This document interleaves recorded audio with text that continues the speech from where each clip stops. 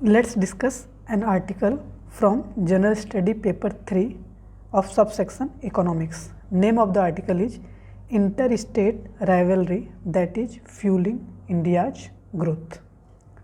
Last month, when Google unveiled its plans for its largest artificial intelligence data center outside of California, US, in Andhra Pradesh, Chief Minister N. Chandrababu Naidu gleefully claimed bragging rights, a global tech titan choosing its state for a marquee investment over regional rivals such as Tamil Nadu and Karnataka.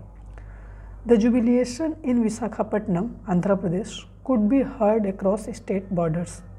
In Tamil Nadu, a former All India Anna Dravidian Munartja Kajagam minister chided that Dravida Munarka Kajagam led Stalin government for failing to woo Google, although it is headed by a true blue Tamil.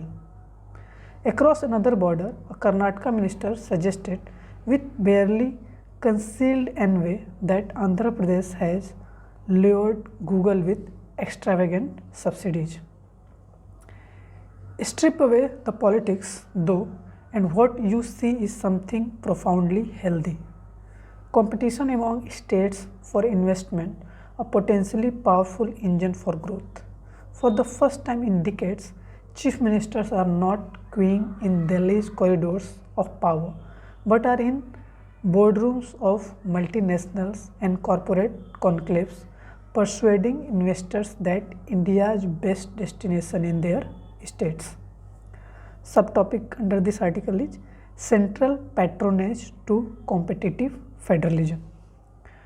To appreciate this shift, cast your mind back to pre-1991 India. For 4 decades after independence, capital investment was largely a political decision made in New Delhi. The commanding heights of the economy were occupied by bureaucrats who dispensed patronage through licenses, permits, and quotas. The country's industrial geography was determined by political calculation rather than market forces. The center decided what should be produced, how much should be produced, and crucially, where it should be produced. States, on their part, wooed for investment not by wooing potential investors but by wooing politicians in Delhi. The reforms in 1991 changed that. By dismantling industrial licensing and opening India to trade and investment, liberalization shifted power, at least partially, from the center to the states.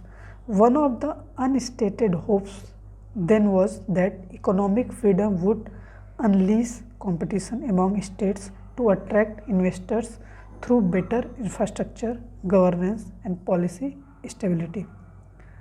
That transformation took time. For much of the next 2 decades, investment decisions remained Delhi-centric. Public enterprises continued to dominate and state bureaucrats were slow to adapt to a more entrepreneurial era. The promise of reform is now being realized. The rise of competitive federalism has been one of the quiet revolutions of the past decade. States today compete not just with land, concessional utilities, and tax breaks, but with reliability, predictable policy, faster clearances, skilled labor, and good governance. Andhra Pradesh, Tamil Nadu, and Karnataka, vying for global tech mandates from Google to Micron, each evidence of a maturing federal economy. When Foxconn debated where to locate its electronics facilities, states from Maharashtra to Tamil Nadu made pitches at the highest level. When Vedanta and Foxconn announced their semiconductor joint venture, both Maharashtra and Gujarat lobbied intentionally, with Gujarat eventually breasting the tape. The tussle between Tamil Nadu and Telangana over electric vehicle manufacturing hubs underscored how investment courting has become a professional, high-stake exercise. Next subtopic is experience in other federations. India is not unique in this.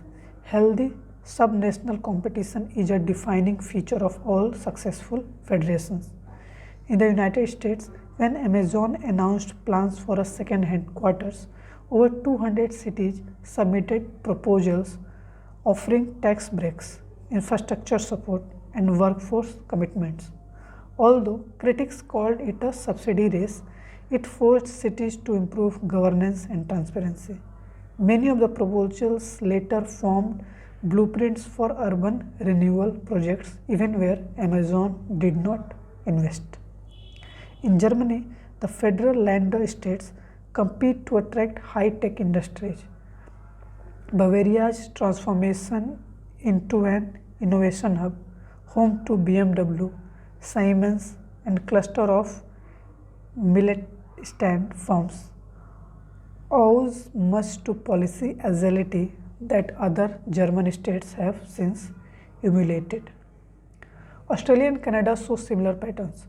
Australian states compete to attract mining, clean energy, and education investments, while Canadian provinces such as Ontario and British Columbia vie for technology and film production hubs. The result is all these cases is a virtuous cycle, competition that spurs innovation, efficiency, and reform.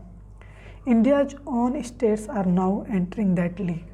The best performing ones are magnets for both capitals and ideas, setting governance benchmarks that others must meet or exceed.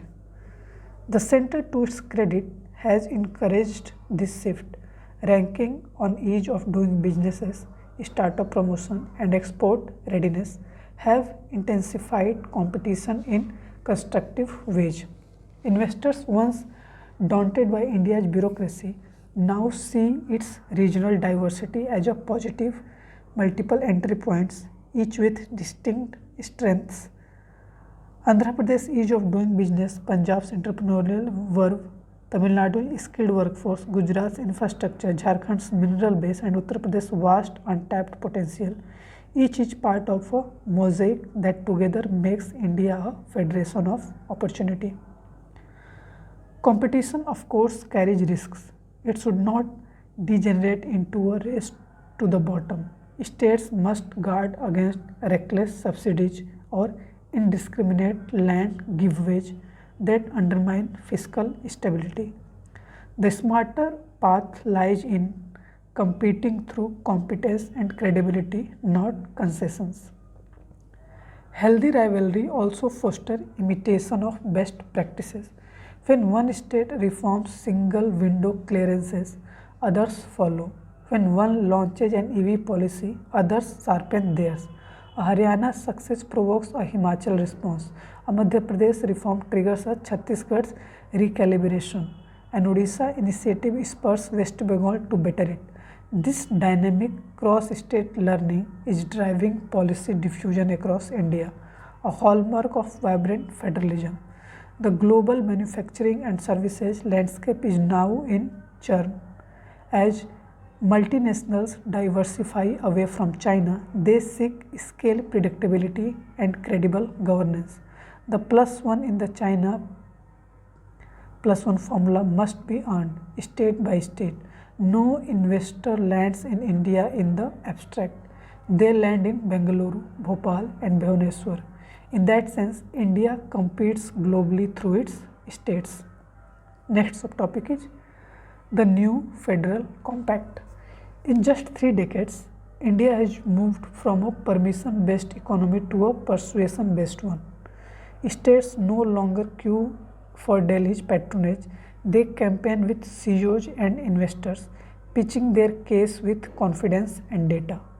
This is a transformation of mindset as much as of policy. The Andhra Pradesh, Tamil Nadu, Karnataka exchanges over Google's data center may sound like parochial bickering, but they actually signify a maturing federal compact. States now view every investment not as central patronage but as a conquest earned through effort.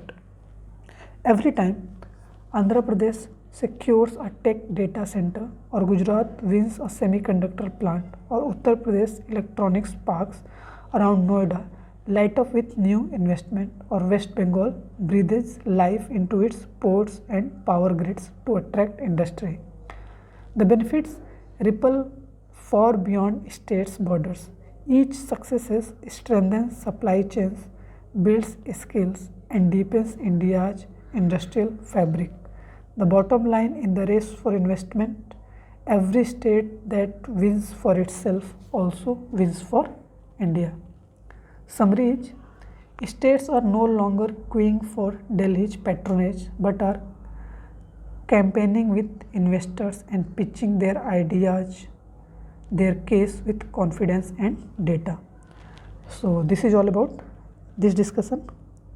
Thank you.